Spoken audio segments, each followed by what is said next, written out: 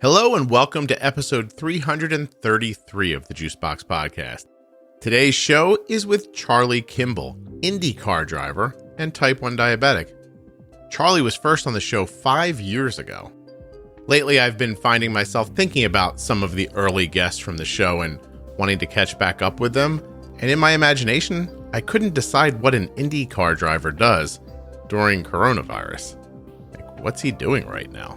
And the things Charlie told me about how he's prepping for the upcoming racing season didn't surprise me. This is a hardworking guy.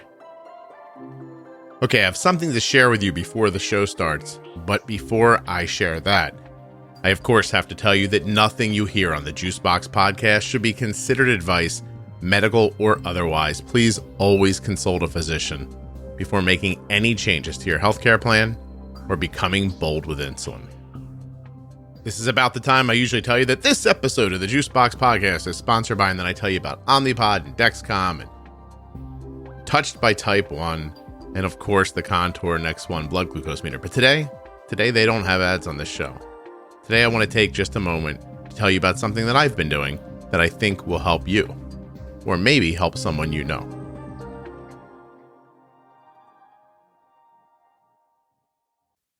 Longtime listeners know that the podcast is a mix of conversations with people living with type 1 diabetes. Sometimes I have on CEOs of big type 1 Sometimes I have on CEOs of large diabetes-based companies, smaller upcoming companies. People come on sometimes and talk about pumps and glucose monitors, but they also talk about glucagon and, the type 1 diabetes exchange.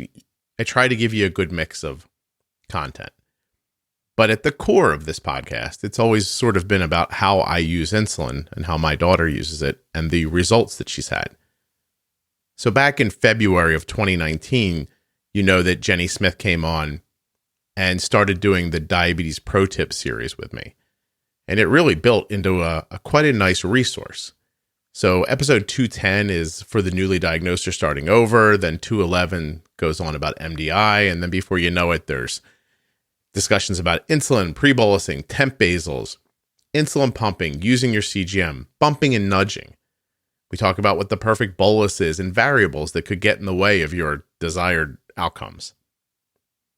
There's a specific episode about setting up your basal insulin, about exercising, how fat and protein impacts your blood sugar, what to do when you're ill, injured, or having a surgery, how glucagon works, what to do if you end up in an emergency room, and the last one that was just put out in March of 2020 is about considering your long-term health.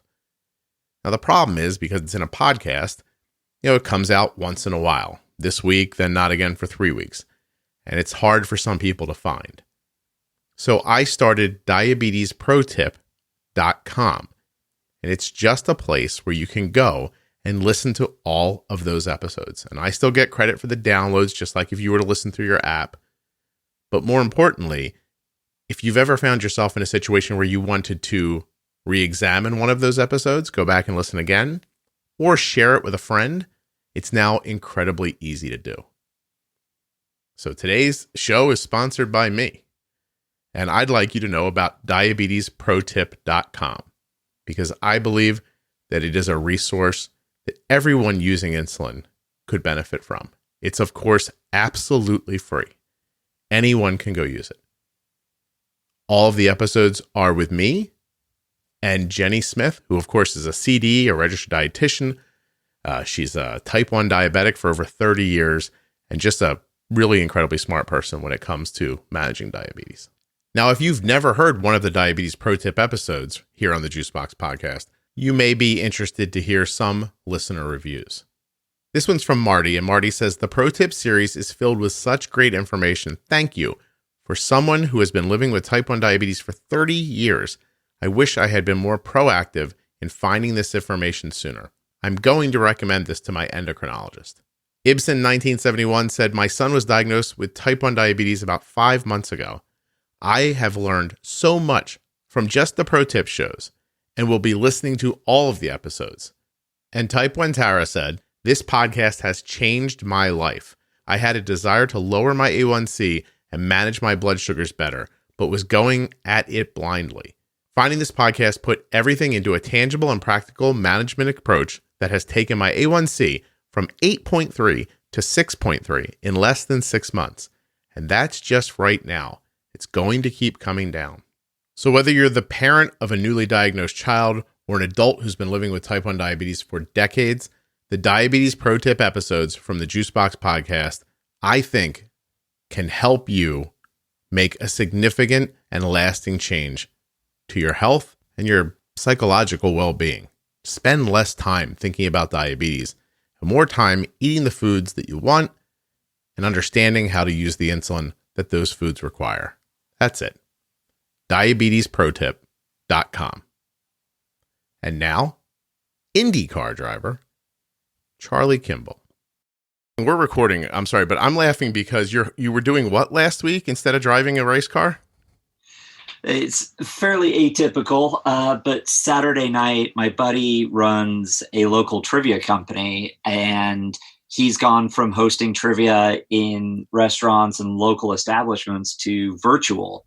So he's been running games through a YouTube stream and an online form submission to do these trivia games, and has gotten some local companies to sponsor him and do prizes. And he and I came up with an idea to do an Indy 500 trivia game Saturday night.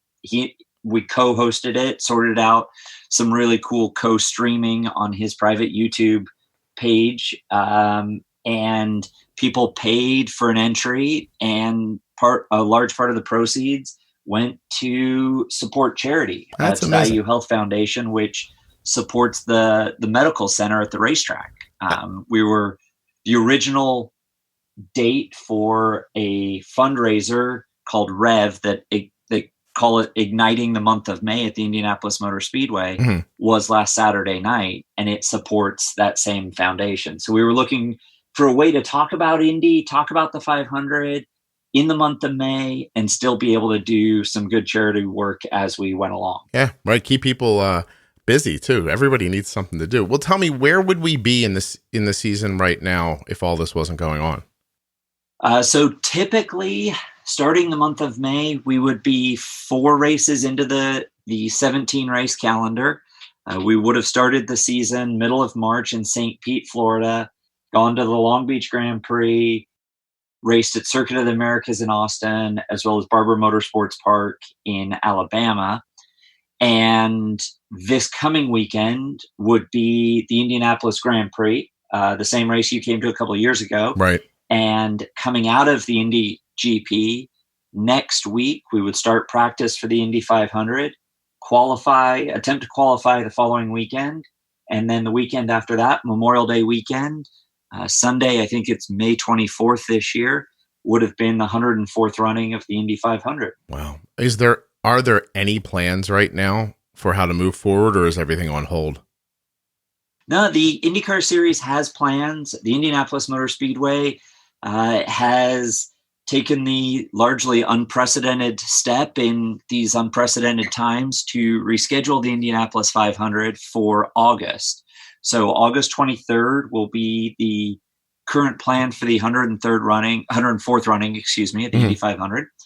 The same timeline leading up to the race weekend, with qualifying the weekend before, practice the week before that. The Indianapolis Grand Prix, again, unprecedented. We are running a double header with the NASCAR Brickyard 400 weekend that's July 4th. So the plan is to have the Indianapolis Grand Prix at the Indianapolis Motor Speedway on July 4th, in collaboration with the NASCAR's Brickyard 400 event. Does that quick succession change the, I'm not sure exactly. So for anybody listening, I got to watch Charlie drive a couple of years ago, and it was the first time I had ever seen an Indy car race at all. It's amazing. It makes you walk away and wonder why anyone would do it, because it's going very quickly. It's hard to put into words if you've only ever seen it on television, but there's these missiles that are constantly flying past you. But what I'm wondering is are there rules in place about equipment, cars, tires? Do those rules relax or change, or do they need to because the races are going to be more stacked up? Does anything like that change? Completely. They've had to re-evaluate all of those situations. I talked to somebody at IndyCar recently, and he said, we want to be spending our time, whatever race weekends we have available, going racing and putting on shows, however that looks, rather than going to test days and practice days. And because we have a few less races and some less miles, the amount of engines we're going to use this year are adjusting. Mm-hmm. The amount of tires we're using are going to adjust. And I think the track time might actually reduce a little bit. A similar amount of races because they've added a couple of double headers. So we will have a full race Saturday, go to bed Saturday night, and the mechanics will re-prep the cars, come back Sunday, and have another full race on Sunday. Wow. Which means that it's kind of a twofer. The fans that get to come out to the racetrack for Laguna Seca in September, depending on what that looks like, will get to see a full race Saturday and a full race Sunday as well. Get a double feature. That's pretty uncommon. I was wondering, are you able to get into a car right now? Like, do you have track time? I guess you could social distance and drive a car, but or is that not happening at all? It's not happening at all. The way the rules and the way they've adjusted the season, any testing, any on track is not happening. The plan, we got a couple of practice days before the start of the season, but the plan is at the moment for the first race of the schedule at Texas Motor Speedway to be the first time that any of us are back on track. Mm-hmm. I think the way different states are working and IndyCar teams are largely based in Indiana, but there are teams in Illinois, in Ohio, in North Carolina, and in Florida and Texas. And so the way those teams are able to get back to work and start prepping the cars, it sounds like are going to start opening up this week, next week, into the end of next week with different protocols as far as the amount of people allowed in the shop based on square footage. Right. And who can work from home will continue to do that. But those that need to be in there touching the race car will be with some updated cleaning and sanitation. So how do you stay in practice? There's no simulator for driving, right? Like a flight simulator, you can't put yourself into that doesn't exist. Am I right? So how do you there are some pretty high-end simulators. In fact, Chevrolet that powers my Indy car has a great simulator. We find it extremely effective. I will go and drive. I sit in the cockpit. It's the exact same chassis that I race on the track. And that cockpit moves like it does on the racetrack. And I get out of the car at the end of the day feeling like I've done a practice day at the racetrack, but we're able to get through a lot more engineering changes because it's quicker to change a computer than it is to, say, change a gearbox or a differential or suspension parts or wings, that sort of thing. So we're able to work through a lot, and we find that it validates what happens in the simulator to the real world. But with travel restrictions, I haven't been to the simulator yet this year. I think I will plan to before the first race. But honestly, most of the prep I've been doing has been my sort of normal training, working from home, doing interviews and calls with my engineers, with my healthcare team, sort of telemedicine, working with my trainer remotely and setting up a gym in my garage so I can continue my fitness work so that I'm ready to go physically when we get back to the racetrack. My son plays college baseball. He missed his sophomore spring. They got about 10 games in before this happened, and he's taking his finals right now from home.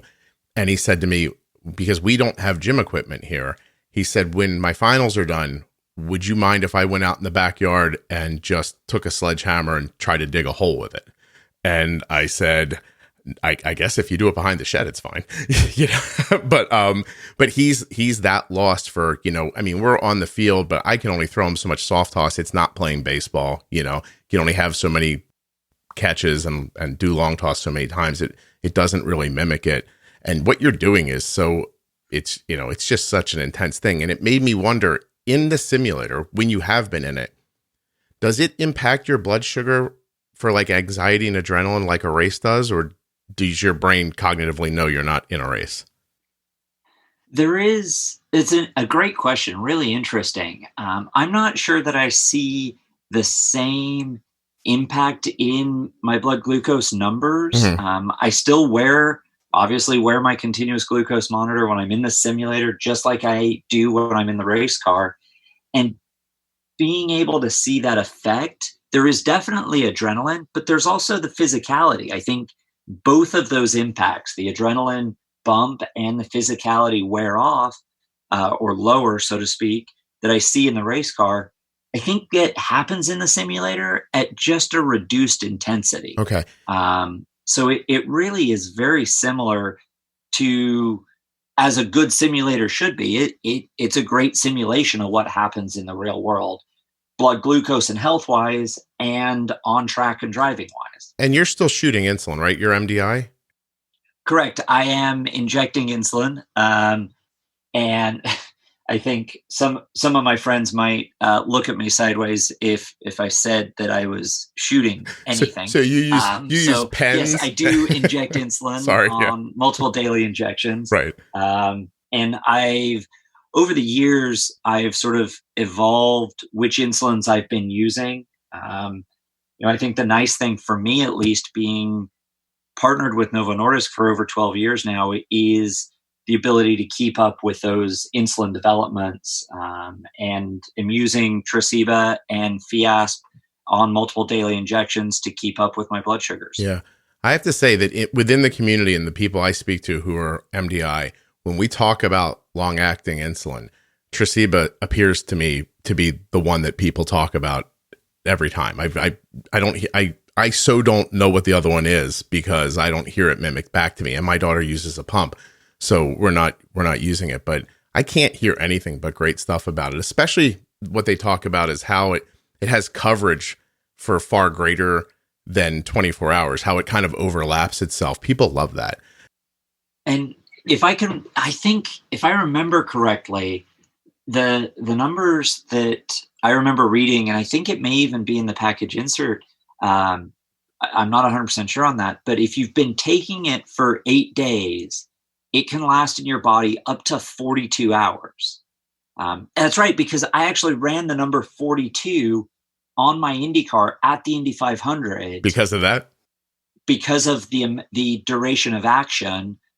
Plus, I got to borrow it from, at that time, I was driving for Chip Ganassi Racing. My Chip Ganassi Racing teammate, their NASCAR car number was 42 as well. So there were these really cool parallels, and we had 42 names of people, either the developers of the molecule of Tresiba and family members of mine, supporters, my healthcare team, other people within the diabetes community on the race car that year, which was a lot of fun. I wonder if people know how rigorous it is to drive the car, because, you were saying something earlier and I didn't quite finish my thought about it, but you're getting an adrenaline boost, but there's still activity. They're fighting with each other. And so if you were just doing that physicality without the adrenaline, you might see a lower blood sugar. And if you have the adrenaline without the physicality, you'd see a higher one. It's just, it's an interesting balance, how those two things are both working against you, and yet they're helping to balance each other out. It's I don't know how much people think about that when they talk about activity and diabetes. I'm the son of an engineer. My dad's a mechanical engineer and designed race cars. So that's how I got involved. And I have such a linear mind. I mean, diabetes sometimes frustrates me because in engineering and in math, 1 + 1 always equals 2. Mm-hmm. In diabetes, sometimes 1 + 1 equals banana. It doesn't always make sense, but the perspective that I use, the analogy, is that there's this old school balance scale. And on one side, there are certain things that raise blood sugar, dehydration, adrenaline, carbohydrates, illness. And on the other side, there are things that lower blood sugar, exercise, insulin, hydration, things like that. And so to me, it's interesting that in the race car, I've got things on both sides of the balance scale in play. Yeah.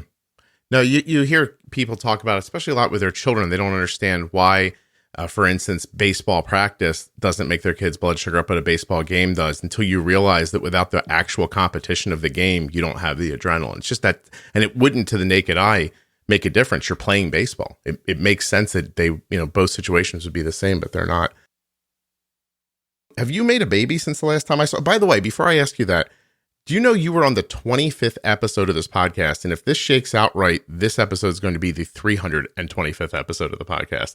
So I have to thank you for lending me some gravitas in the beginning when I didn't deserve any, because I was just starting out when you were on the first time, and the podcast is blown up. It's going to hit 2 million downloads very soon. So I appreciate that.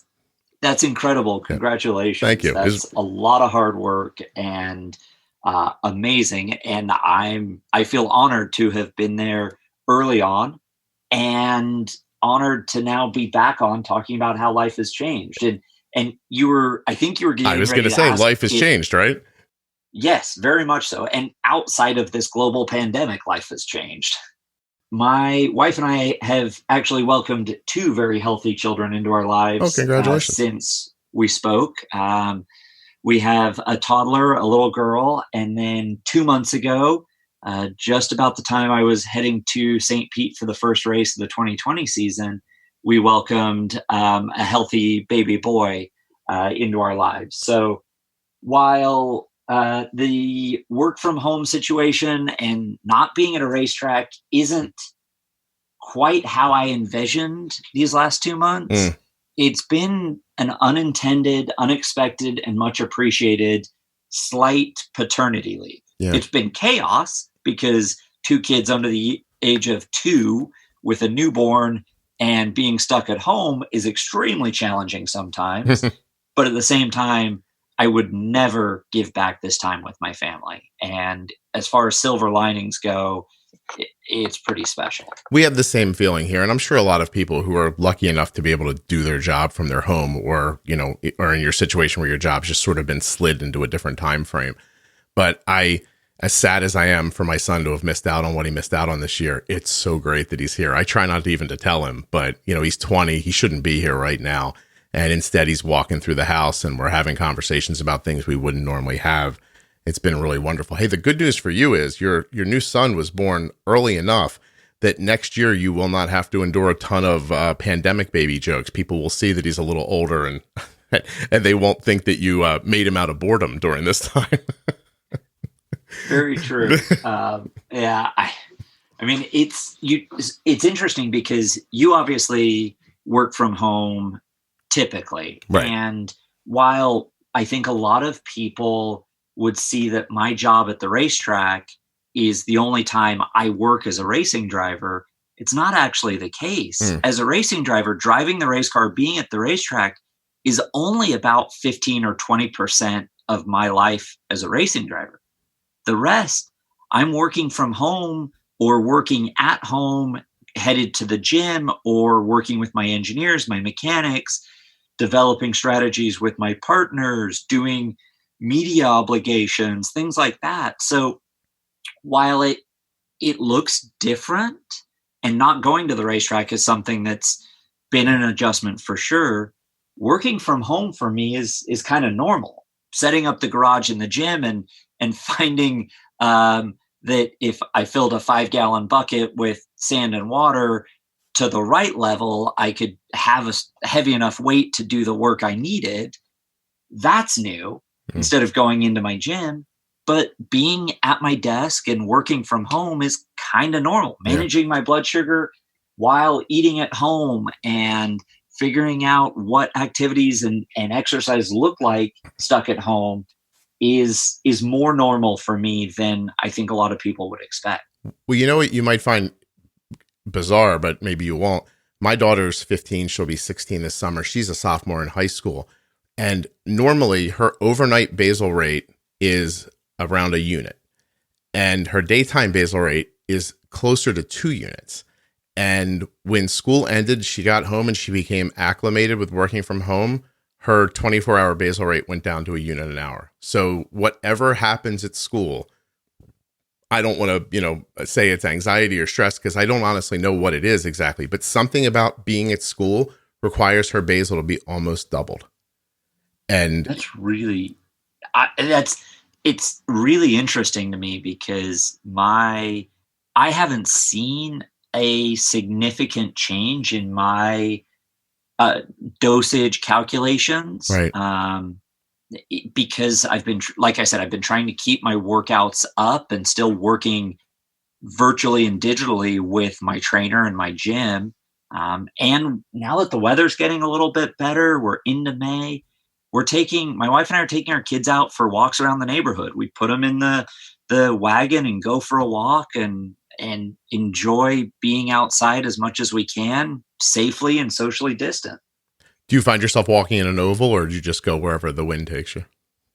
Well, that's the nice thing about the Indy Car series is at different races, we turn both left and right. So I have the ability to create my own little street circuit through the neighborhood with the wagon. Charlie's a driver, does not feel forced to just try to turn one way.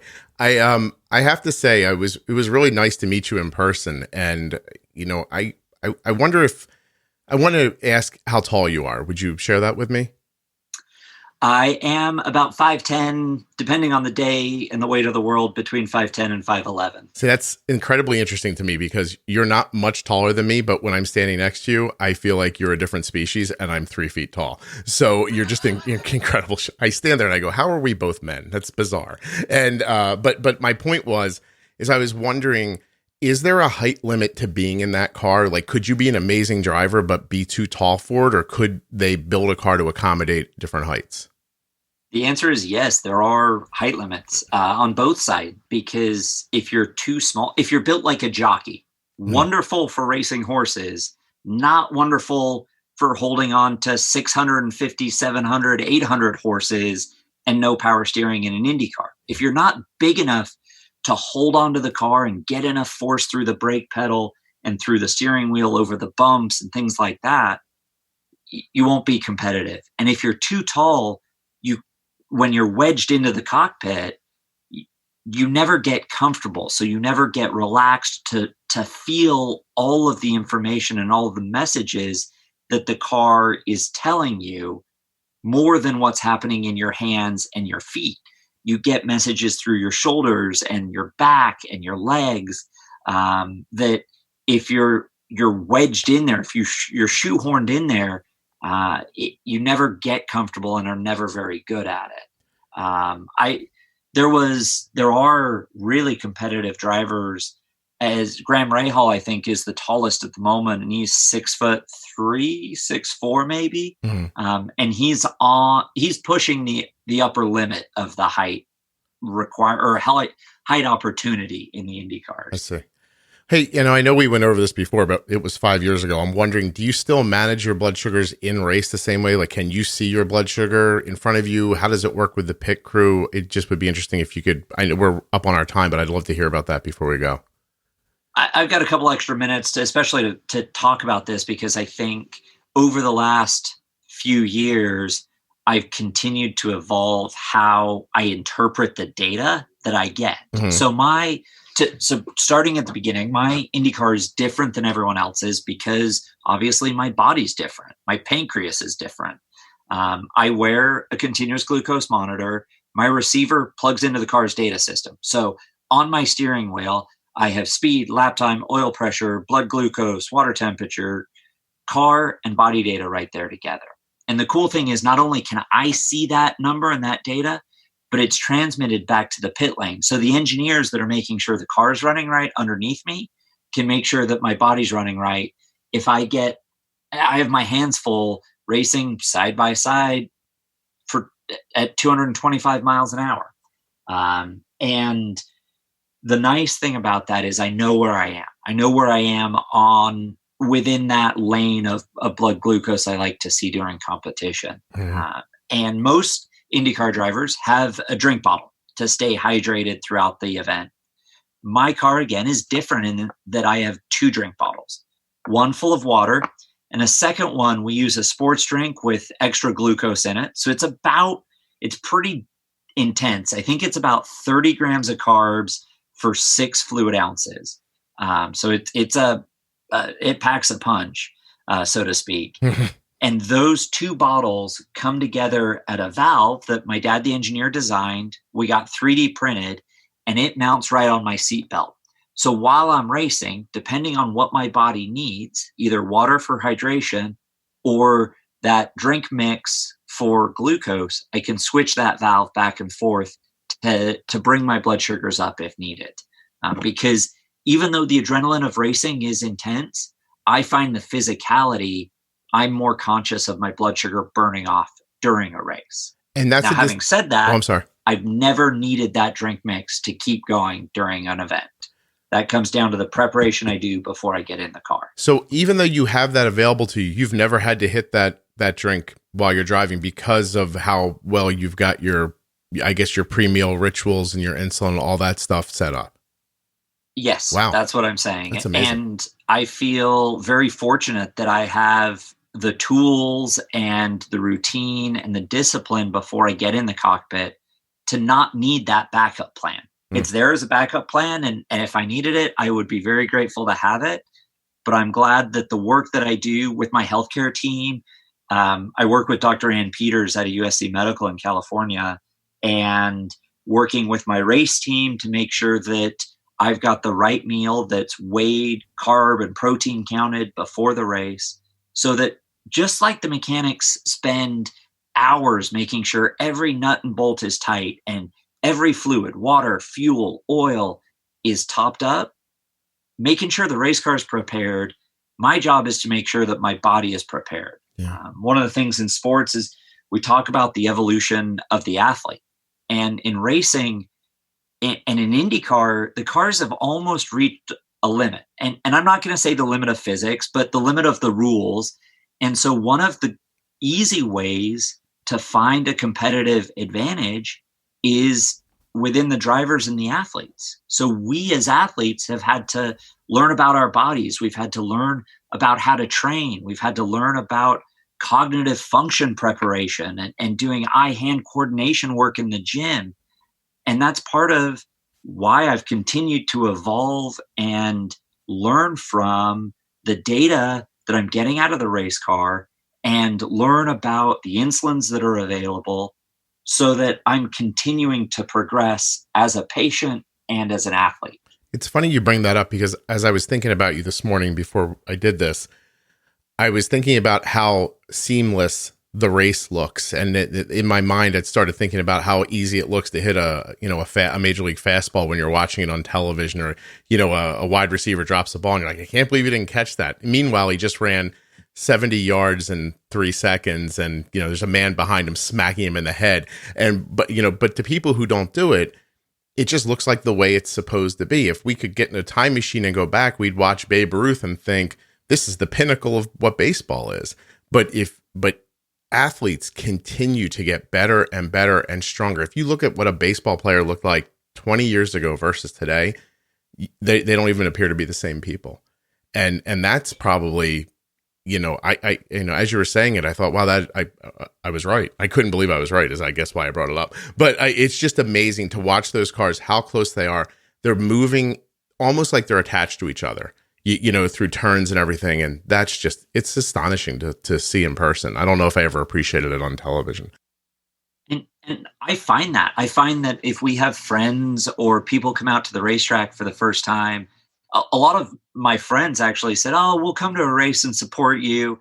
And now they're race fans. Yeah. I mean, they tune in and are paying a lot of close attention. And I think one of the things, actually going back a little bit, that I missed about the setup in my car that's different is all of that work was part of that evolution.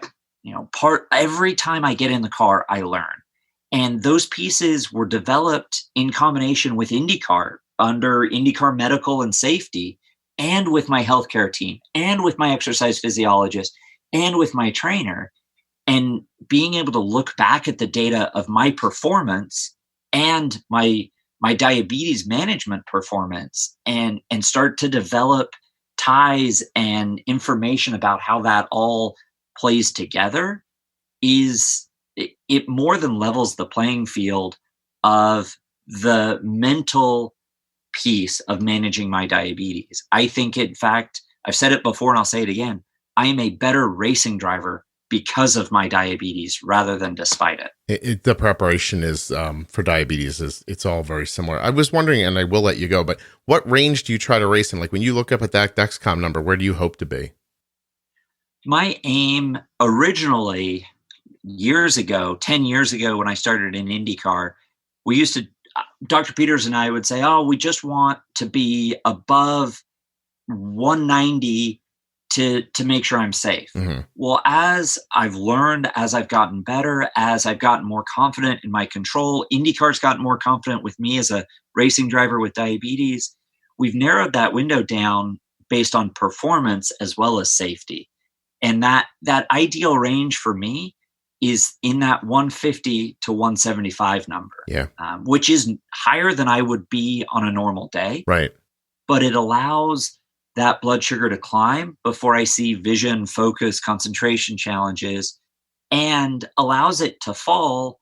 And I'm not worried about putting myself or the other drivers on the track at risk. It's a really healthy middle ground, middle of the road number. Low enough where your body can still perform the way you need it to. Hey, when you pit, have you ever taken insulin? Like, have you ever been like, I need Fiasp when I come in? Not during a pit stop in a race, no. Okay. It's not something that's, like I said, one place where I noticed the adrenaline. You were talking earlier about baseball between practice and races. Right. And one of the comments I wanted to make quickly was that the Indy 500, as the largest one-day attended sporting event in the world, I see because it's so big, it's the biggest race in the world in my mind, I see a bigger bump of adrenaline at the start of that race than any other event I go to. Yeah.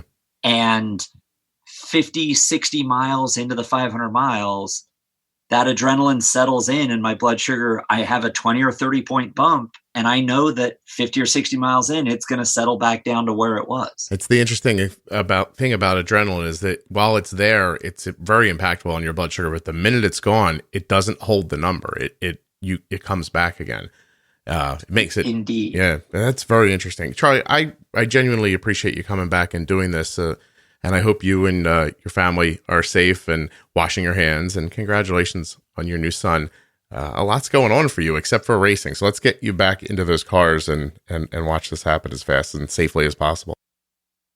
Absolutely. I appreciate it, Scott. And I think if people, I mean, I've said it before, but I always appreciate now as a two-time dad, a great dad joke. But if people want to keep up to speed with me, they can follow me on Twitter at Race with Insulin as well. You know, when you said earlier, 1 + 1 = banana with diabetes, I thought 1 + 1 often equals I need to eat a banana with diabetes. But give that type. Where are you at? Instagram, Twitter, where are you at? So on Twitter at Race with Insulin, on Instagram at Charlie Kimball. My website's charliekimball.com. And for other information about the Race with Insulin program, there's racewithinsulin.com as well. I'll put that in the show notes too, so people can click on it if they'd like. Thanks again, man. Awesome. Have a great day. You too. Thanks, Scott. Take care. Huge thanks to Charlie for coming on the show. Hey, listen, Charlie is a paid spokesperson for Novo Nordisk. I think you could figure that out because the words Fiasp and Tresiba are all over his Indy Car. But this was not a paid episode. They didn't sponsor this or anything. I just like Charlie and I wanted to have him back on. If you want to support the show today, go to diabetesprotip.com and check out the Pro Tip series that I did with CDE Jenny Smith. If you've already checked out the Pro Tip series and you know how valuable it is, share it with a friend. Thanks so much, and I hope you enjoyed this bonus episode of the podcast. There'll be another one tomorrow with Tomas from Dexcom. You guys, I'm giving away so much this weekend. I'm crazy. It's like one of those... a guy comes on and he's like, we're selling the furniture. It's like so cheap. Sofa King. And then the guy's like, he got like plaid pants on and he starts talking about the prices are insane. So I'm just like, I don't know. I've got so much content. I hate sitting on it for so long. So this weekend, you're getting free shows. No ads to listen to. Good content. Really, I'm benevolent when you stop and think about it.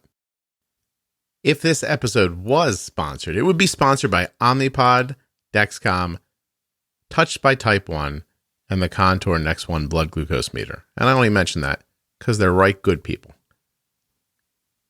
And there are still links in the show notes to your podcast player if listen, I don't want to lose the opportunity to remind you that if you click on the links, it helps the podcast. Not just you. I mean, it's going to help you immensely. You're going to get a first-rate CGM, the only tubeless insulin pump that anybody with any sense would wear, the best blood glucose meter I've ever used in my entire life, and a link to possibly the most lovely type 1 diabetes organization on the face of the planet. So, I mean, yes, it helps me when you click on the links, but by helps me, here's what I really mean by that. It means that when the time comes again for us to say, shake hands and say, would you like to sponsor the podcast again for another year? And they say yes, that lets me keep making the podcast. You know, these people did not sponsor diabetesprotip.com, but they're why it exists. They're why I have the time to do it. So I guess you can look at it any way you want. Support the sponsors. Support the show. What they used to say on that Hero show, remember that? The first comic book TV show, it was hold on a second. Heroes, save the cheerleader, save the world. So think about that. And then just take out the word cheerleader, right? And the word save. And then what you say is support instead of save. Support the sponsors instead of cheerleader. So instead of save the cheerleader, it's support the sponsors. And then instead of save the world, it's support the podcast. So save the cheerleader, save the world. I think that's clear. And there's no way you can come to the conclusion that I've been locked in this house far too long.